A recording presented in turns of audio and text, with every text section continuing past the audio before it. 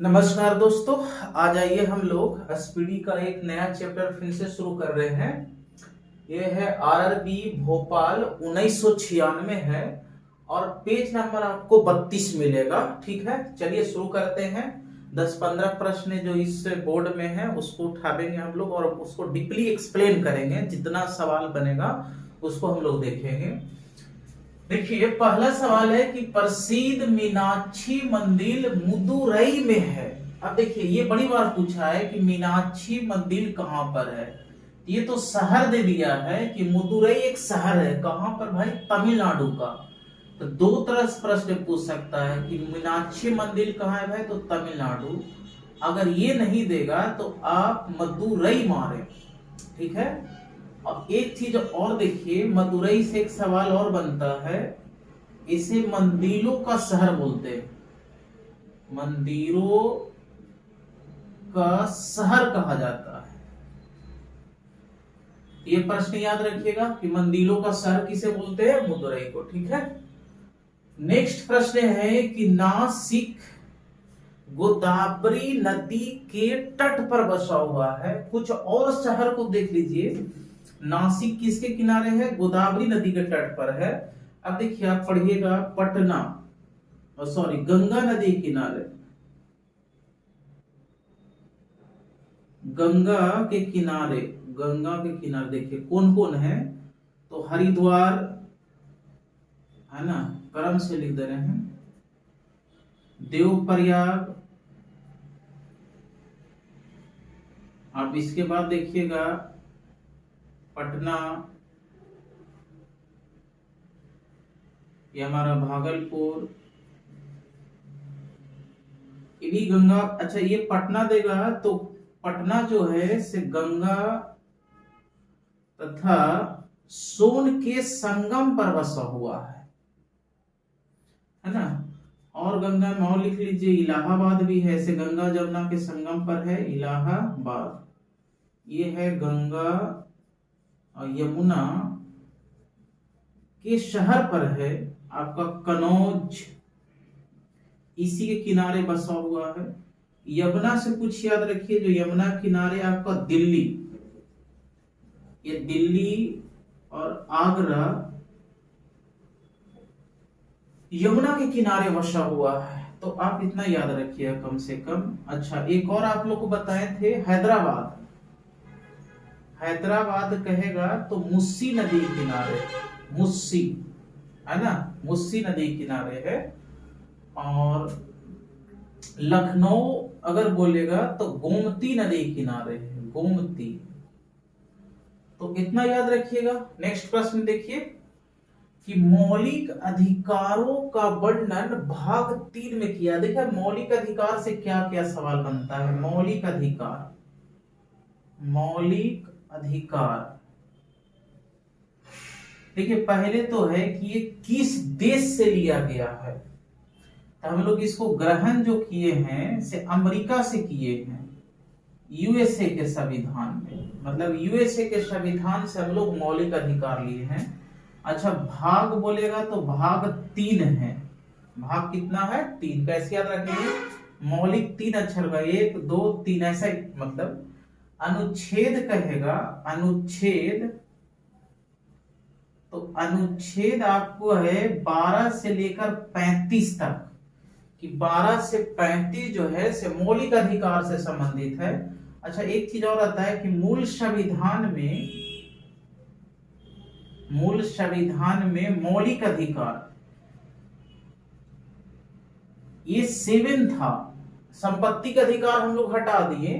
तो वर्तमान में क्या होगा भाई? वर्तमान में मौलिक अधिकार। अच्छा, नेक्स्ट क्लास में अगर मान लीजिए कि मौलिक अधिकार सावेगा कुछ सवाल, तो हम 6 को सब बतावेंगे कि भाई शिक्षा, संस्कृति, स्वतंत्रता, शोषण के विरोध, ये सब अधिकार होती है। तो अभी आप इतना याद रखिए कि मूल संविधान में कितना था? 7 था।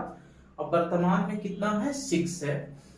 अब बड़ा ही अच्छा एक प्रश्न है कि भारत द्वारा प्रक्षेपित उपग्रह आर्यभट्ट था। देखिए, भारत का प्रथम, मतलब भारत का प्रथम उपग्रह प्रथम उपग्रह जो था से आर्यभट्ट था, इसमें कोई डाउट नहीं है, आर्यभट्ट। अच्छा, इसको लॉन्च कब किए थे? आपको डेट भी याद होना चाहिए, समय, ये स्थान लिख रहे हैं, समय आपको याद होना चाहिए। 19 अप्रैल 1975 को किए थे। और स्थान कहां था भाई? तो रूस। ये रूस से के सहयोग से हम लोग इसको भेजे थे। और इस पर चित्र जो बना था से 2 रुपया का नोट बना हुआ था, 2 रुपया का नोट। 2 रुपया के नोट पर आप देखे होंगे कि आर्यभट्ट का चित्र बना हुआ है। तो 2 रुपया का नोट का जो रहेगा चित्र, 2 रुपया के नोट पर जो चित्र था से क्या भाई था? यही आर्यभट्ट का चित्र था। अच्छा, एक चीज और है इसमें कि भाई, अच्छा चलिए, तो भारत का हो गया। किसका सहयोग मिला था? रूस को मिला था। अगर प्रथम उपग्रह कहेगा, 20वें का प्रथम, 20वें का प्रथम उपग्रह स्पुतनिक 1 मारेंगे, स्पुतनिक 1। ये 1957 में लॉन्च हुआ था। ये रसिया का था, मतलब यूएसए, सॉरी, ये रूस का था।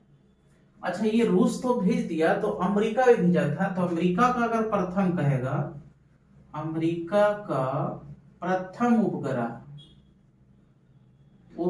पहले भी इसको बताए थे, एक्सप्लोजर 1 था, एक्सप्लोजर 1 था, ब्लोजर नहीं, एक्सप्लोजर 1 था। तो कभी, अब आप इतना कम से कम याद रखिए कि भारत का ये था, समय ये था, ये था। नेक्स्ट प्रश्न लगाया जाए।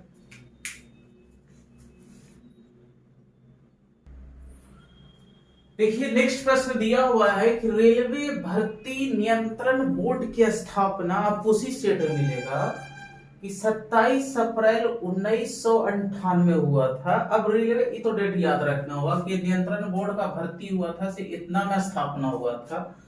अब रेलवे से संबंधित थोड़ा सा कुछ महत्वपूर्ण बात, रेलवे से संबंधित। देखिए, सबसे पहले इसका शुरुआत, भारत में शुरुआत सबको याद होगा, 1853 में। कहां से कहां भाई? मुंबई से थाने के बीच। आप लोग छोटा डेट बताइएगा कमेंट करके, ठीक है। और इसका डिस्टेंस जो था से 34 किलोमीटर था। और नाम जो था, नाम ब्लैक ब्यूटी, मतलब इस रेलवे का जो रेल का जो नाम था से ब्लैक ब्यूटी था। अच्छा, किसका शासनकाल में हुआ था? सबको पता होगा, डलहौजी के समय में हुआ था। ये प्रश्न इतना हो गया। दिया हुआ है नेक्स्ट कि गोदावरी का उद्गम स्थल नासिक में है। देखिए आप लोग पहले से गंगा पढ़े, कावेरी पढ़े, उसका पूरा महानदी पढ़े, उद्गम स्थल कहां से निकलता है, कहां से निकलता है, उसको पढ़ लिए हम लोग पिछले वाला क्लास में। जो नहीं देखे से देख लीजिएगा। आज आया है गोदावरी, कि गोदावरी का जो उद्गम स्थल जो है से नासिक में है, ठीक है। तो थोड़ा सा समझिएगा कि गोदावरी का उद्गम अगर पूछेगा तो नासिक मारेंगे, ठीक है। एक तो ये है। दूसरा सवाल कि ये दक्षिण भारत की लंबी नदी है, दक्षिण भारत की सबसे लंबी नदी है, सबसे लंबी नदी यही है। अगर उत्तर भारत की बताए थे तो हम लोग देखे थे गंगा को। इसकी लंबाई कितना है? लंबाई अगर पूछे तो 65 किलोमीटर। अच्छा, इसको और बोलते हैं दक्षिणी गंगा, बोलते हैं इसको दक्षिणी गंगा, या इसको बोलते हैं बृध गंगा या बूढ़ी गंगा, या बोलते हैं बूढ़ी गंगा। तो इतना सवाल आप याद रखिएगा। देखिए, दक्षिण का गंगा बोले, दक्षिण का लगा दे तो ऐसे कहे, अगर मान लीजिए कहेगा दक्षिण का गंगा तो कावेरी आंसर देंगे, कावेरी। लेकिन दक्षिणी गंगा कहे, वृद्ध गंगा कहे, बुढ़ी गंगा कहे तो कौन होगा भाई? ये होगा आपका गोदावरी। देखिए यहां से भी सवाल बनता है, कह रहा है बीबी का मकबरा औरंगजेब की पत्नी है। कई बार आप पढ़े होंगे कि बीबी का मकबरा औरंगाबाद में है, तो वो कुछ नहीं है, औरंगजेब की पत्नी है। तो इसमें आप देखिए इसको क्या क्या बोलते हैं, बीबी का मकबरा को इसको बोलते हैं दूसरा ताजमहल। दूसरा ताजमहल। अगर सवाल ये आ जाए कि पहला ताजमहल तो आगरा में है और दूसरा ताजमहल कहेगा तो यही बीबी का मकबरा है, या इसको बोलते हैं ताज महल का फूहड़। फूहड़ मतलब कि फूहड़ मतलब परछाई एक तरह से हो गया। और ये कहां पर है भाई, स्थान कहां है? तो औरंगा, ये बिहार वाला नहीं, औरंगाबाद महाराष्ट्र वाला।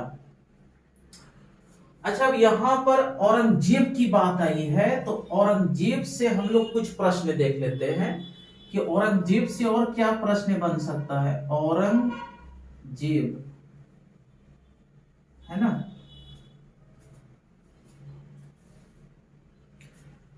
देखिए औरंगजेब का जो कार्यकाल था 1658 से लेकर 1707 तक था, है ना। इसको हम लोग जिंदा पीर भी बोलते हैं। इसको थोड़ा हटा दे, औरंगजेब के बारे में देखते हैं हम लोग।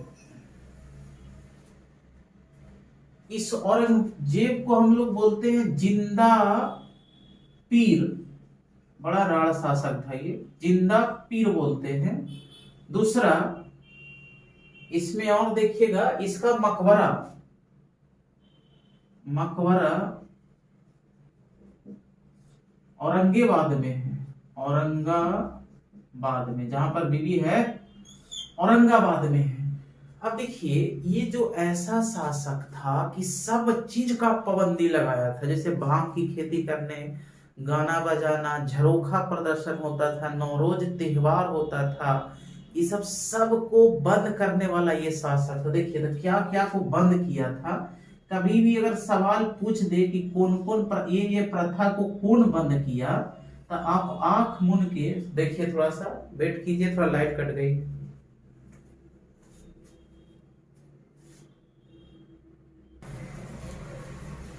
तो देखिए बंद जो किया था, नौरोज त्योहार बंद किया था, भांग की खेती करना बंद करवा दिया था, गाना बजाना बंद करवा दिया था, झरोखा प्रदर्शन, तुलादान, संगीत आदि सब की प्रथा ये जो है से क्या कर दिया था, बंद कर दिया था। देखिए लाइन कट गई है, तो आज का क्लास यहीं तक रखते हैं। लाइन अभी चांस है कम है देने का, कल हम लोग और चलेंगे बोर्ड को। अभी इतना आप लोग रिवीजन कीजिएगा, ठीक है। Thank you.